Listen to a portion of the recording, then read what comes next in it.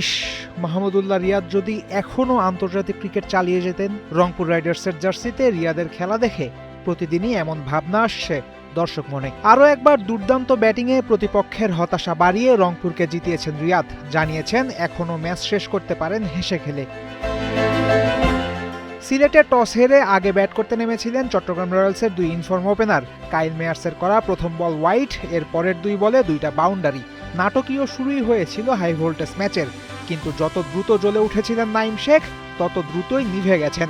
চলতি বিপিএলে আরও একবার নাইমকে সাজঘরে পাঠিয়েছেন মোস্তাফিজ। পাওয়ার প্লেতে মাহমুদুল হাসান জয়ের উইকেটও হারায় রয়্যালস।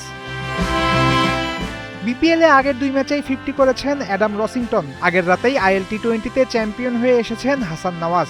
এদিন রয়্যালসের দায়িত্ব কাঁধে তুলে নেন এই দুজনই। তৃতীয় উইকেটে নওয়াজ রসিংটনের হয়েছে 82 রানের জুটি। 16 ওভার শেষে 130 রানে থাকা চট্টগ্রাম তখন দিচ্ছে 180 রান করার ইঙ্গিত।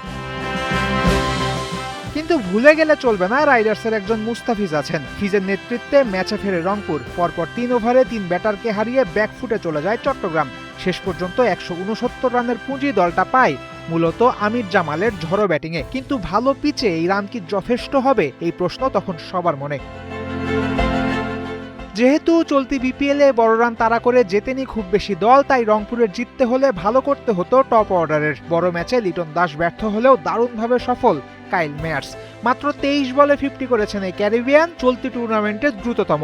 50 করার পরই যদিও বিদায় নিয়েছেন মেয়ার্স, কিন্তু ততক্ষণে রংপুর পেয়েছে মজবুত ভিত। 10 ওভারেই ওদের রান 100 ছুঁই। রংপুর রাইডার্সের পুরনো সমস্যা অবশ্য মাথাচাড়া দিয়ে উঠেছিল এদিনও। অসময়ে একে একে বিদায় নিয়েছেন তাওহিদ হৃদয় এবং দাউদ মালান।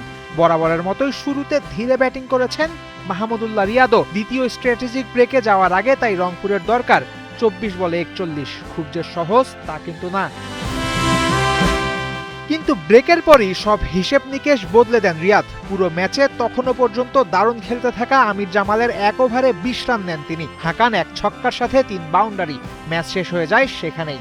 বাকি আনুষ্ঠানিকতা শেষ করতেও খুব বেশি সময় নেয়নি রাইডার্স। 7 বল আগে ম্যাচ জিতে দলটা উঠে যায় পয়েন্ট টেবিলের শীর্ষে। ফয়সাল হাবিব, 71।